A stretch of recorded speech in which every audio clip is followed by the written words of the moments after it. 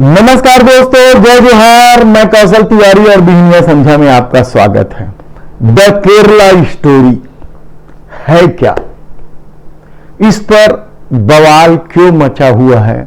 मामला supreme court क्यों चला गया?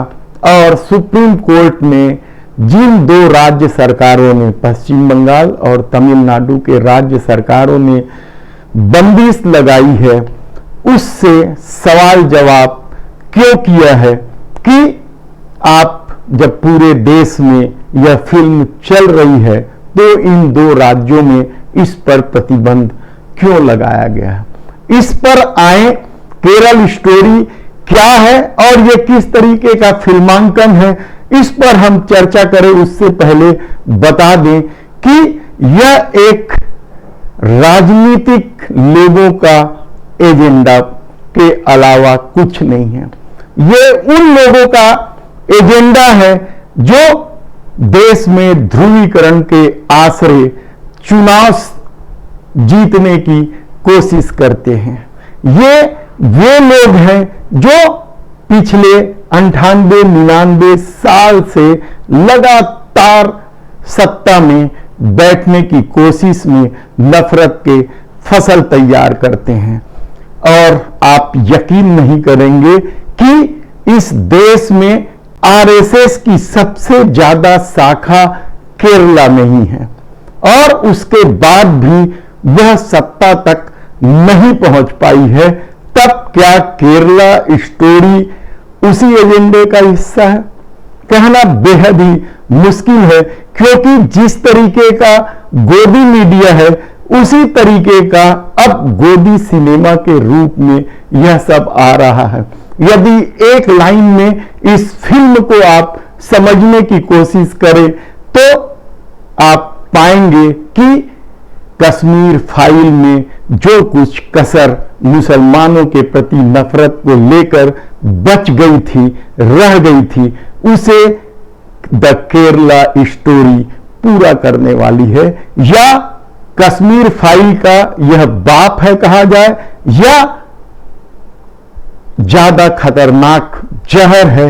इस फिल्म को देखने के बाद मुसलमानों के प्रति नफरत और ज्यादा बढ़ जाएगी, कहा जाए तो गलत नहीं होगा।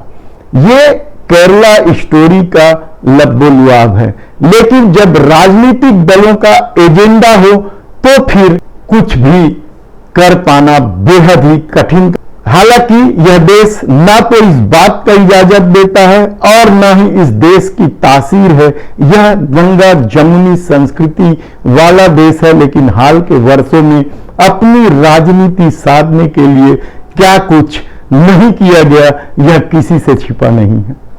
तब इस फिल्म को कौन लोग प्रमोट कर रहे हैं, यह आप खुद से देख लीजिए और यह भी किसी से छिपा नहीं है।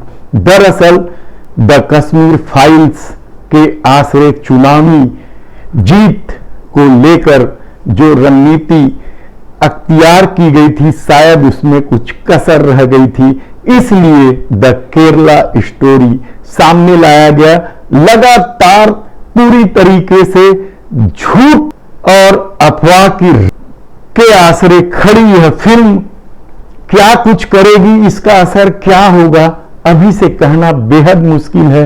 लेकिन यह भारतीय जनता पार्टी का क्या 2024 का रोड मैप का हिस्सा है? यह सबसे पहला सवाल आप यह फिल्म देखते ही, यदि आप खुले दिलो दिमाग से देखेंगे तो यह आएगा, अन्यथा आप नफरत की आंधी में बह जाएंगे।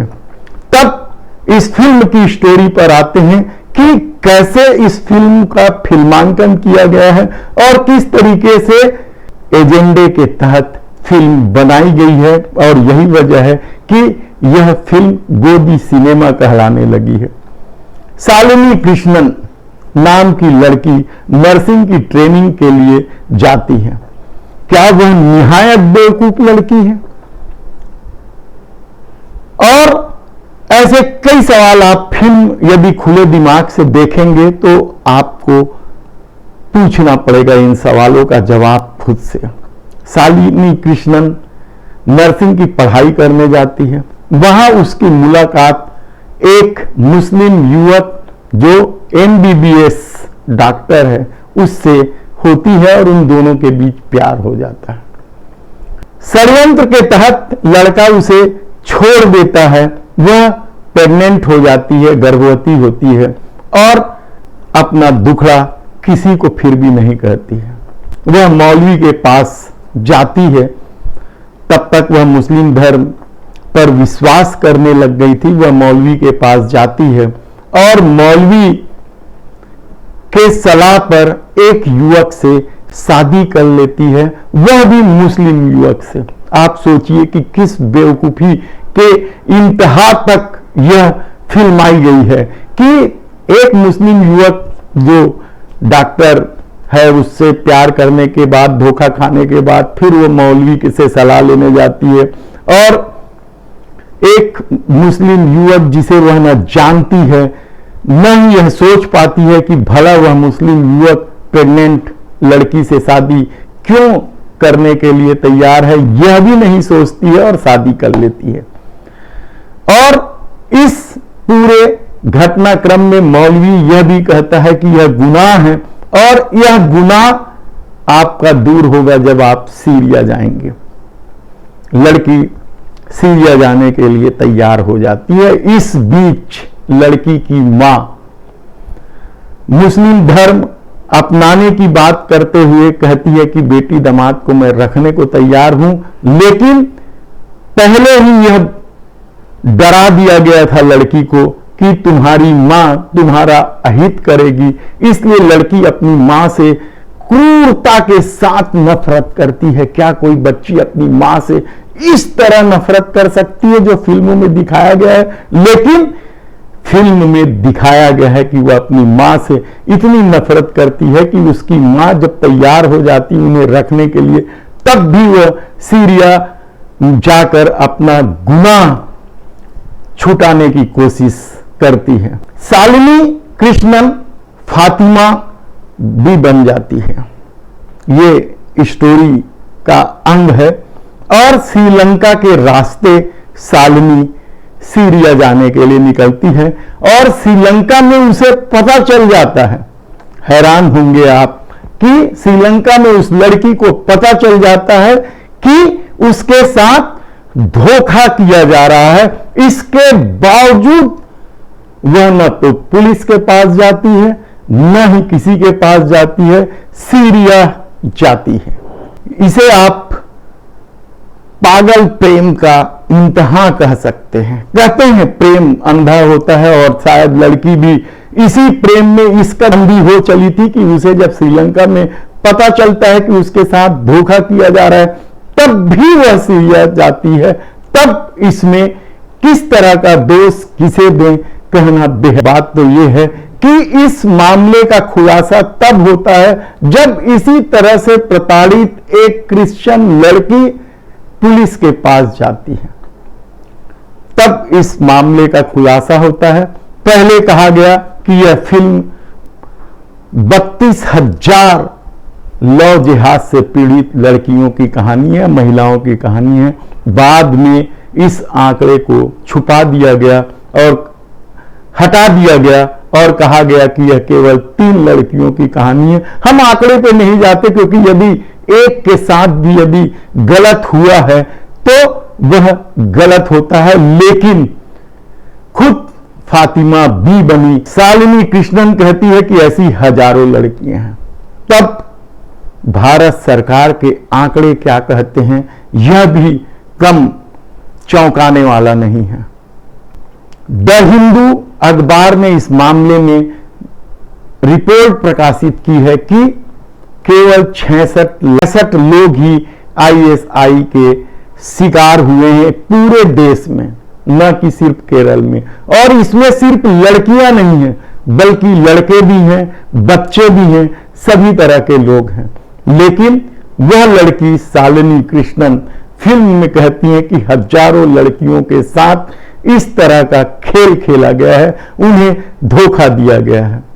द हिंदू ने 2017 को केंद्रीय मंत्री हर्षराज अहीर के हवाले से बहुत कुछ छापा है और फिल्म के दावे से इतर केंद्र सरकार भी कई तरह की बातें कही है, लेकिन जब राजनीति सधती है तो देश के प्रधानमंत्री भी इस द केरला स्टोरी को प्रमोट करने से पीछे नहीं। ये केरला स्टोरी की इन दिनों काफी चर्चा है। कहते हैं केरला स्टोरी सिर्फ एक राज्य में हुई आतंकवादियों की छद्म नीतियों की साजिशों पर आधारित है।